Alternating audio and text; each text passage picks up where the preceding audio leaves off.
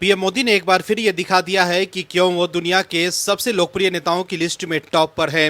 PM Modi के आगे किसी भी नेता के लिए टिक पाना मुश्किल ही नहीं नामुमकिन है, क्योंकि पीएम मोदी सिर्फ और सिर्फ देश हित में काम कर रहे हैं। इसलिए ही लोग पीएम मोदी के साथ जुड़ते जा रहे हैं। राहुल गांधी सरकार के खिलाफ लाख भ्रामक प्रचार करे, लेकिन देश के लोग पीएम मोदी के साथ खड़े हैं। इसलिए ही तो पीएम मोदी ने एक और नया रिकॉर्ड बना लिया है। तो वहीं राहुल गांधी का हर मुद्दा फ्लॉप होता जा रहा है। दरअसल पीएम मोदी ने दुनिया के टॉप लीडर्स को पछाड़ते हुए एक नया रिकॉर्ड बना दिया है। इस मामले में अमेरिका के राष्ट्रपति डोनाल्ड ट्रंप भी दूसरे नंबर पर हैं। पीएम मोदी के सोशल मीडिया प्लेटफॉर्म इंस्टाग्राम पर 100 मिलियन यानी 10 करोड़ से ज्यादा फॉलोअर्स हो गए हैं। आपको बता दें कि US president Donald Trump 43.2 million यानी 4.3 करोड़ फॉलोअर्स के साथ दूसरे नंबर पर हैं। वहीं इंडोनेशिया के प्रेसिडेंट प्रोबोटो सुबियाटो 15 मिलियन यानी 1.5 करोड़ फॉलोअर्स के साथ तीसरे नंबर पर है। वहीं ब्राजील के प्रेसिडेंट लूला 14.4 मिलियन यानी 1.4 करोड़ फॉलोअर्स के साथ चौथे नंबर पर हैं। वहीं तुर्की के प्रेसिडेंट एर्दोगन 11.6 मिलियन यानी 1 करोड़ 16 लाख फॉलोअर्स के साथ पांचवें नंबर पर हैं। तो देखा आपने कैसे पीएम मोदी दुनिया के तमाम देशों के नेताओं से काफी आगे हैं। वहीं अब आपको बताते हैं कि भारतीय नेताओं में दूसरे नंबर पर कौन है। दर्शकों, दूसरे नंबर पर भारतीय नेताओं के फॉलोअर्स की संख्या देखें तो उसमें पीएम मोदी काफी आगे हैं। कोई भी दूसरा नेता उनके आसपास भी नहीं है। भारत की बात करें तो दूसरे नंबर पर उत्तर प्रदेश के मुख्यमंत्री योगी आदित्यनाथ हैं, जिनके 16.1 मिलियन यानी 1.6 करोड़ फॉलोअर्स हैं।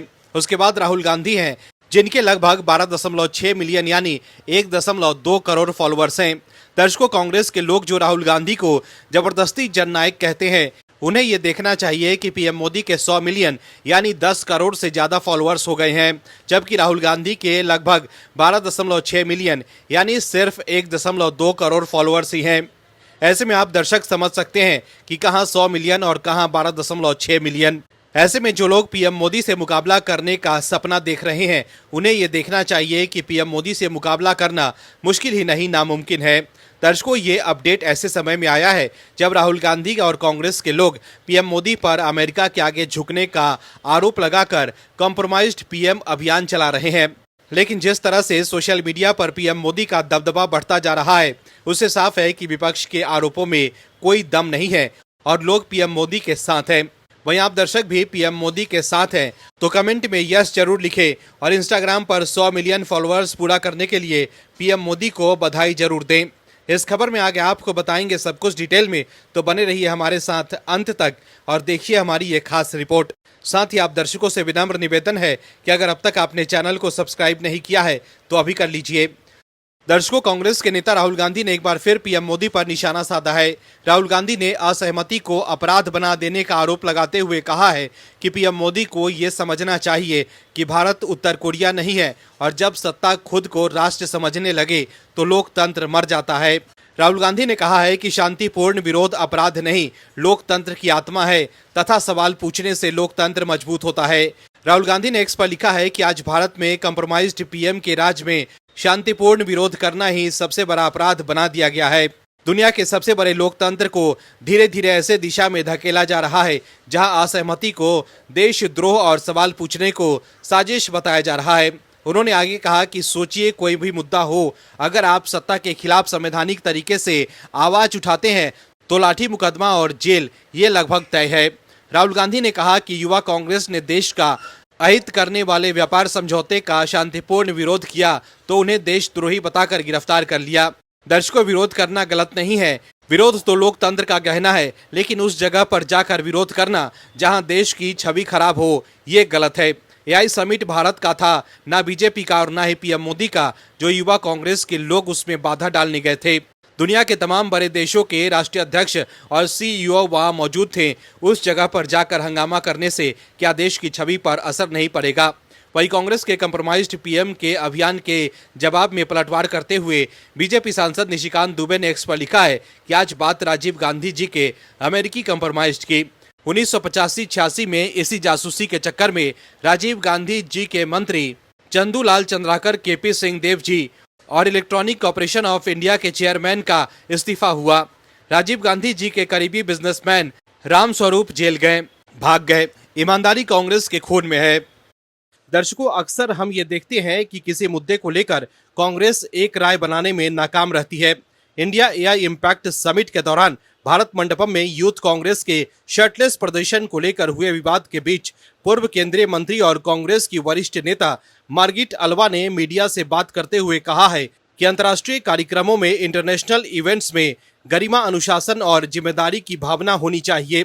वहीं दूसरी तरफ राहुल गांधी यूथ कांग्रेस के उन नेताओं को बब्बर शेर कह रहे हैं जिन्होंने शर्टलेस प्रदर्शन किया था। हालांकि एआई समिट में शर्टलेस प्रदर्शन करने के बाद राहुल गांधी के कई बब्बर शेर दिल्ली छोड़कर भाग गए थे। एआई समिट में प्रदर्शन करने वाले यूथ कांग्रेस के किसी नेता की मध्य प्रदेश से गिरफ्तारी हुई थी तो किसी की यूपी से। ऐसे में सवाल है कि अगर वो बब्बर शेर है तो फिर प्रदर्शन करने के बाद दिल्ली छोड़कर क्यों भाग गए थे।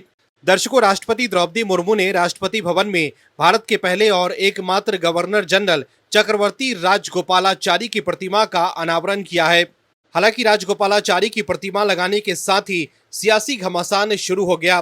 दरअसल इस घमासान के पीछे की वजह ये रही कि ब्रिटिश वास्तुकार सर एडविन लुटियंस की प्रतिमा को हटाकर चक्रवर्ती राजगोपालाचारी की प्रतिमा लगाई गई। इसको लेकर बीजेपी पर निशाना साधते हुए कांग्रेस नेता गुरदीप सिंह सप्पल ने अपने एक्स हैंडल पर पोस्ट कर लिखा है कि लुटियन की जगह राजा जी की मूर्ति। लुटियन के बनाए भवन में रहते हुए सिर्फ अंग्रेजी में ट्वीट जिसमें लिखा है कि ये पहल औपनिवेशिक सोच के अवशेषों को खत्म करने की दिशा में उठाए जा रहे कदमों की एक सीरीज का हिस्सा है। आयरोनी डाइज 1000 डेथ्स। वहीं बीजेपी नेता अमित मालवीय ने कांग्रेस नेता को जवाब देते हुए एक्स पर लिखा है कि कांग्रेस ने भारत की माननीय राष्ट्रपति पर सीधा हमला इसलिए किया है क्योंकि उन्होंने अशोक मंडप के पास ग्रैंड ओपन स्टेयरकेस पर एडविन लुटियंस की प्रतिमा के स्थान पर भारत के पहले और एकमात्र गवर्नर जनरल श्री चक्रवर्ती राजगोपालाचारी की प्रतिमा का अनावरण किया। मालवीय ने आगे लिखा कि ये औपनिवेशिक मानसिकता को दर्शाता है और साथ ही उस जनजातीय समाज पर भी हमला है जिससे माननीय राष्ट्रपति आती है। यह पहली बार नहीं है जब कांग्रेस ने आदिवासी राष्ट्रपति को निशाना बनाया है और दुर्भाग्य से ये आखिरी बार भी नहीं हो सकता है। वहीं दूसरी तरफ केंद्र सरकार के इस कदम पर कांग्रेस के दिग्गज नेता और तिरुवनंतपुरम से सांसद शशि थरूर ने तारीफ की है। शशि थरूर ने एक्स पर लिखा है कि मुझे ये देखकर बहुत खुशी हुई कि राजा जी को राष्ट्रपति भवन में प्रतिमा से सम्मानित किया गया है। दरअसल राष्ट्रपति द्रौपदी मुर्मू के आधिकारिक एक्स अकाउंट पर राजगोपालाचारी की प्रतिमा के अनावरण की तस्वीरें शेयर की गई है। इस पर पीएम मोदी ने प्रतिक्रिया दी। वहीं पीएम मोदी की पोस्ट पर रिएक्ट करते हुए कांग्रेस सांसद शशि थरूर ने बेहद खास पोस्ट किया। थरूर ने कहा कि मुझे ये देखकर खुशी हुई कि राजा जी को राष्ट्रपति भवन में प्रतिमा से सम्मानित किया गया है। गणतंत्र बनने से पहले वे भारत के एकमात्र भारतीय गवर्नर जनरल के रूप में राष्ट्रपति भवन के पहले भारतीय अधिपति थे। बाद में उन्होंने अपना पद नए राष्ट्रपति को सौंप दिया। शशि थरूर ने आगे कहा कि मैं सी राजगोपालाचारी के दृढ़ विश्वासों का हमेशा प्रशंसक रहा हूं और अपने छात्र जीवन में उनकी स्वतंत्र पार्टी का प्रबल समर्थक था। उनके मूल्य और सिद्धांत उदार अर्थशास्त्र और मुक्त उद्यम का समर्थन सामाजिक न्याय के साथ था। उनका भारतीय सभ्यता और धार्मिक आस्था में दृढ़ विश्वास था, लेकिन सांप्रदायिक कट्टरता का कोई अंश नहीं था और संविधान की ओर से प्रदत्त अधिकारों और स्वतंत्रता में अटूट आस्था, जिसमें सरकार को हमेशा रसोई घरों, शयन कक्षों और पुस्तकालयों से दूर रखना शामिल है, आज भी मेरे लिए प्रेरणादायक है। ये दुखद है कि आज उनके अनुयायियों की संख्या बहुत कम है। तो देखा आपने कैसे एक तरफ तो शशि थरूर सरकार के इस फैसले की जमकर तारीफ कर रहे हैं, लेकिन कांग्रेस के नेता गुरदीप सिंह सप्पल बीजेपी पर निशाना साध रहे हैं। कपिल सिब्बल और अभिषेक मनु सिंघवी विपक्ष के दो ऐसे वकील हैं जो बात बात पर सुप्रीम कोर्ट पहुंच जाते हैं। एसआईआर से लेकर नए वक्फ कानून जैसे तमाम मुद्दों के खिलाफ कपिल सिब्बल और अभिषेक मनु सिंघवी ने देश के शीर्ष अदालत का दरवाजा खटखटाया था, लेकिन वो अलग बात है कि सिब्बल और सिंघवी को कोर्ट से झटका ही लगा है। एसआईआर के खिलाफ सिब्बल ने खूब दलील दी थी, लेकिन एसआईआर पर रोक न लगाकर सुप्रीम कोर्ट ने साफ कर दिया कि एसआईआर देश हित में जरूरी है। वहीं पश्चिम बंगाल में चल रही एसआईआर प्रक्रिया के बीच सुप्रीम कोर्ट ने पहचान सत्यापन को लेकर महत्वपूर्ण स्पष्टता दी है। शीर्ष अदालत ने कहा है कि कक्षा 10 का एडमिट कार्ड यदि पास प्रमाण पत्र के साथ प्रस्तुत किए जाए तो इसे सहायक दस्तावेज के रूप में स्वीकार किया जा सकता है। सीजेआई सूर्यकांत, न्यायमूर्ति जॉय माल्या बख्शी और न्यायमूर्ति विपुल एम पंचोली की पीठ ने ये आदेश वरिष्ठ अधिवक्ता DS नायडू द्वारा उठाई गई शंका के बाद दिया। वकील ने पूछा था कि क्या 10वीं का एडमिट कार्ड अकेले पहचान पत्र के रूप में मान्य होगा।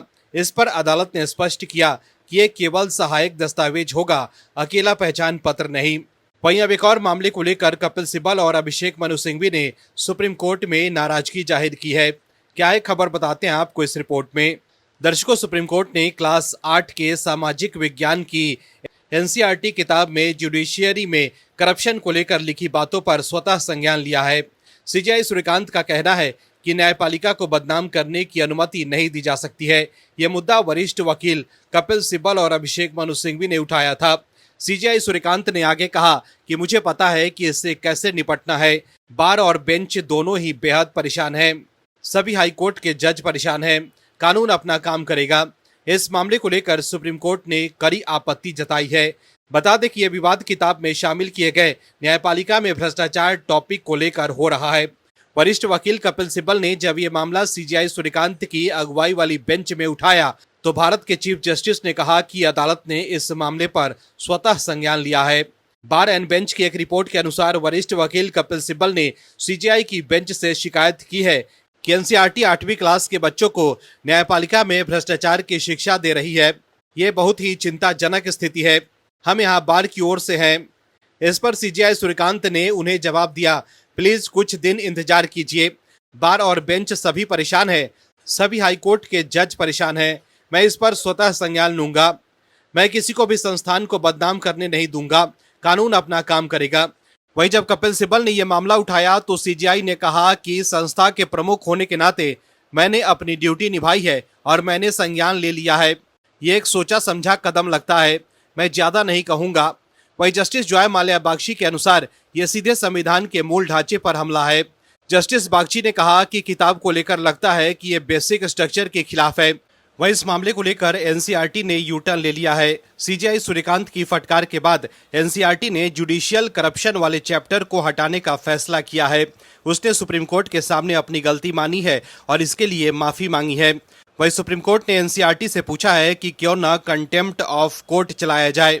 CJI सूर्यकांत ने फटकार लगाते हुए कहा है कि बस माफी मांगना या चैप्टर हटाना काफी नहीं है। सुप्रीम कोर्ट ने NCERT से कहा है कि वो बताए कि इसके पीछे कौन है। पूरी बात सामने आने तक सुनवाई जारी रहेगी। सुप्रीम कोर्ट ने NCERT और शिक्षा सचिव को नोटिस जारी किया है। अब इस मामले की अगली सुनवाई 11 मार्च को होगी। दर्शकों, इंडियन एक्सप्रेस के रिपोर्ट के अनुसार किताब में एक चैप्टर है हमारे समाज में न्यायपालिका की भूमिका। उसी में न्यायपालिका में भ्रष्टाचार भी एक हिस्से के तौर पर पढ़ाया जा रहा है। रिपोर्ट के अनुसार NCERT की 8वीं की किताब के उस चैप्टर में न्यायपालिका में विभिन्न स्तर पर भ्रष्टाचार और कई कारणों से बहुत ज्यादा केसों के बैकलॉग, जिसमें जजों की संख्या में कमी, जटिल कानूनी प्रक्रिया और खराब इंफ्रास्ट्रक्चर को न्यायिक व्यवस्था की चुनौतियों के रूप में वर्णित किया गया है। इस दौरान वरिष्ठ वकील और कांग्रेस सांसद अभिषेक मनु सिंघवी ने NCERT की आलोचना करते हुए सुप्रीम कोर्ट को मामले की गंभीरता बताने की कोशिश करते हुए कहा कि सेलेक्टिविटी माय लॉर्ड सेलेक्टिविटी और भी एरिया में ये है, लेकिन न्यायपालिका में भ्रष्टाचार। अभिषेक मनु सिंघवी ने आपत्ति जताते हुए कहा कि ये चयनात्मकता क्यों? अन्य क्षेत्रों में भी ऐसी समस्याएं हैं, लेकिन केवल न्यायिक भ्रष्टाचार को ही निशाना क्यों बनाया गया?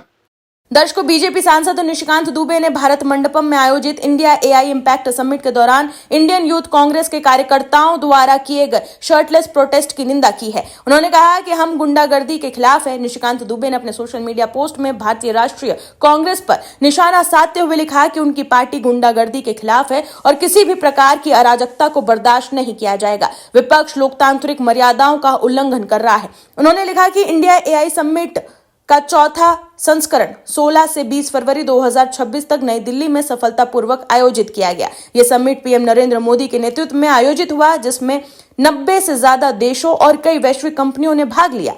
समिट के दौरान एक महत्वपूर्ण कूटनीतिक घोषणा की गई कि सभी सहभागी देश और कंपनियां मिलकर समावेशी AI विकास के लिए प्रतिबद्ध रहेंगे। निशिकांत दुबे ने कहा कि कार्यक्रम में $200 मिलियन से अधिक के AI निवेश की घोषणा की गई, जिसे भारत के डिजिटल भविष्य के लिए ऐतिहासिक कदम माना जा रहा है। टेक दिग्गज गूगल ने भारत में एक बड़ा डेटा सेंटर की स्थापना करने के लिए प्रतिबद्धता भी जताई। साथ ही भारत और संयुक्त राज्य अमेरिका के बीच सीधा समुद्री केबल लिंक बिछाने का भी वादा किया गया। जिससे डिजिटल कनेक्टिविटी और डेटा ट्रांसफर की गति में बड़ा सुधार होगा। इसके अलावा बीजेपी के सांसद निशिकांत दुबे ने राहुल गांधी पर तीखा हमला किया। उन्होंने कहा कि हाल ही में संपन्न हुए इंडिया एआई समिट के दौरान हुए विरोध प्रदर्शनों के बाद उन्हें संसद से निष्कासित किया जा सकता है। वहीं इंडिया यूएस ट्रेड एग्रीमेंट को लेकर कांग्रेस नेताओं के बयानों पर निशिकांत दुबे ने कहा कि वे बेहद कॉम्प्रोमाइज्ड है। गांधी परिवार की इनकम का सोर्स क्या है? ये लोग रोज ट्रैवल करते हैं, इनके ट्रैवल का खर्च कौन देता है? अगर सैम पित्रोदा पे करते हैं तो फाउंडेशन पे करता है, अगर फाउंडेशन पे करता है तो आप कॉम्प्रोमाइज्ड है। कभी कभी election commission, army, democracy, Lok Sabha और अग्निवीरों पर सवाल उठाते हैं। क्या आपने कभी इस देश में आर्मी पर कोई चर्चा देखी है? लेकिन वे हर दिन इस पर चर्चा करते हैं। 2014 में हमारे सत्ता में आने से पहले CAG ने रिपोर्ट दी थी कि इंडियन आर्मी के पास 4 दिन के लिए भी कम्युनिकेशन की कमी थी। क्या हमने ये मुद्दा पार्लियामेंट में उठाया था? हम प्राइम मिनिस्टर से पर्सनली मिलने पर इन मुद्दों पर चर्चा करते थे। वे देश को बर्बाद करना चाहते थे। कांग्रेस पार्टी अपनी आखिरी लड़ाई लड़ रही है। इसके साथ ही निशिकांत दुबे ने एक्स पर लिखा कि जॉर्ज सोरस के राहुल गांधी जी एवं कांग्रेस पार्टी के साथ संबंध का खुलासा लोकसभा में, मतलब आने वाले समय में लोकसभा में निशिकांत दुबे जो खुलासा करने वाले हैं उसके बारे में उन्होंने बहुत बड़ा बम फोड़ दिया है, जिससे कांग्रेस की नींद जरूर गायब हो गई होगी। आप दर्शकों से विनम्र निवेदन है कि चैनल को सब्सक्राइब जरूर करें